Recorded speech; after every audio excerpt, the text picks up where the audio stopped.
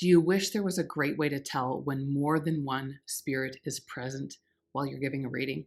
Have you ever gotten stuck during a reading because the evidence you're bringing through matches for more than one spirit? Maybe your sitter tells you that both of their grandmothers are passed, and a little of what you're sharing applies to each one of them. In today's video, I'm going to be sharing my original mediumship hack that allows me to know when multiple spirits are present right from the start of a reading. If you haven't subscribed yet, hit that subscribe button, hit the bell too to be notified every time I post a new video about all things mediumship. I share recordings of my readings so you can see me in action, meditations, how-tos, and advice for how to make a living doing this amazing work.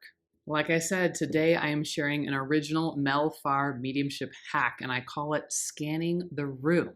It'll help you start to notice when there's more than one spirit present. When I first started practicing mediumship, I would say my intention, and then I would wait for a single spirit to come into my awareness. And everyone's mediumship works differently, but for me, it felt as if on the right side of my face, a spirit will move in close. So it feels a little bit like a denser blob of energy. Clairvoyantly, it looks like a dark silhouette or a shadow of some kind. And sometimes I just claircognizantly know, okay, a spirit is right here next to me. My awareness in the beginning, if I was to give you a visual, was only really spanning right out here. This is kind of how it felt to me, that a spirit would move into this pocket of awareness that I had. And my awareness didn't feel at that time that it was extending beyond that. And so if there were other spirits present and they weren't within this bubble of awareness, then I wouldn't always know that they were there. And sometimes they would slowly come in and I'd realize I was giving evidence that was attributed to more than just the one spirit. And my sitter would get confused and I would start hearing no. Here's what happened. Sometimes as your mediumship continues to develop and become more proficient, you just naturally start doing new and different things. And as I became more proficient, I noticed that I was naturally expanding my awareness a little bit further out. I always use this example. The first time I learned to ski, I went with my dear friend who had been skiing since she was 4 years old. She glided down that mountain like she was walking in the park. For me, I used every single muscle in my body and I was exhausted after a single run. As I got better at skiing, it started to feel more like I could glide down the mountain. Now, I'm still not great at it, but it's a whole new world. And now I have time while I'm skiing to notice more about what's going on around me. I use that example because it kind of reminds me of what's happened as I become more proficient as a medium. I'm not just grasping for that one spirit I can become aware of because I can only expand my awareness this far.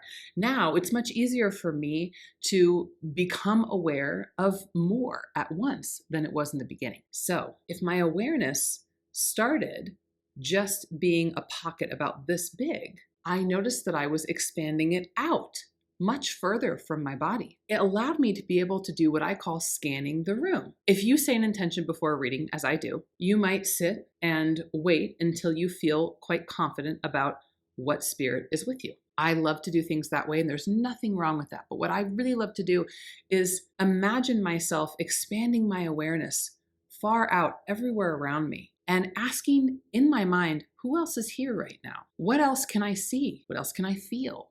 What else can I hear? What else do I sense? However your mediumship works, expand your awareness out and give the room a scan. I'll give you an example of what this feels like for me. As I expand my awareness out, for example, I might start to feel the spirit of a mother here. And she's actually glowing bright. Sometimes it means the mother is passed. Other times it means mom is going to be a big topic of conversation. I also feel that dad is standing behind her, and I most definitely feel that dad is passed, okay? Over here, I have an uncle. They just let me know they are on the mother's side. And then back over here, I have a grandfather on father's side, and I have another uncle on father's side. Okay, so as I scan this room, Spirit's just helping me play right now, and I'm aware of where these spirits are because my awareness is expanded further out. Now, I'm aware of these spirits clairsentiently because I can sense them, I can feel them. I'm also aware of them clairvoyantly because I can see these darker silhouettes placing themselves in different places. I also claircognizantly know that I have 1, 2, 3, 4, 5 different spirits right now that I'm scanning. So this is the way I become aware of it. Now, I know that since mom is lit up, that this is very important. And I can ask, is she living or passed? She's living. Dad is passed, mom is living. Dad wants to talk about mom to the sitter. So that's a little trick you can do if you're aware of a bunch of different people. Sometimes they'll want to talk about someone who's living. And so I use my living or past. I can also say, who is the main communicator? Right away, dad steps forward. Or I feel claircognizantly that all the focus goes to him. All these other spirits are still present, but dad wants to speak first to the sitter, and mom is going to be part of the conversation. So this is just an example of how it comes to me. All you have to practice doing is set the intention that you'd like to become aware of multiple spirits from the start or soon into the reading. And then imagine your awareness coming out, and then scan the room however you sense spirit with whatever clairs that you sense. Sometimes I'll even get the feeling that there's 5 spirits here now, but I have a gentleman who's going to be walking in about halfway through. And some of these spirits are going to buffer the reading before they come in. Have you ever tried expanding your awareness to scan the room and get an idea of what's going to be happening during this reading? Comment below, describe how this works for you or how you're going to be using what I shared today about scanning the room. If you're interested in strengthening your clairs so you can speak to spirit, download my free guide below. It's called 3 Easy Exercises to Strengthen Your Clairs and Speak to Spirit, and it includes some powerful sitting in the power meditations. If you're interested in working with me, you can head to my website, mediumshipwithmel.com. There you can check out my development circle that I run 3 times a year. I also have a structured course for mediums teaching the A to Z of mediumship with curated contents, powerful trainings. It's a live program that launches once a year. And if you're wanting to make a living as a medium, you can check out my business mentorship just for mediums and spiritual practitioners. It's called the Profitable Spiritual Medium, and all of those links are below in the video description. Don't forget to check out this video next. If you like this video, like it, comment below, share it with someone who you think it'll be helpful for. And if you want to be notified the next time that I release a new video on all things mediumship, don't forget to subscribe and hit that bell.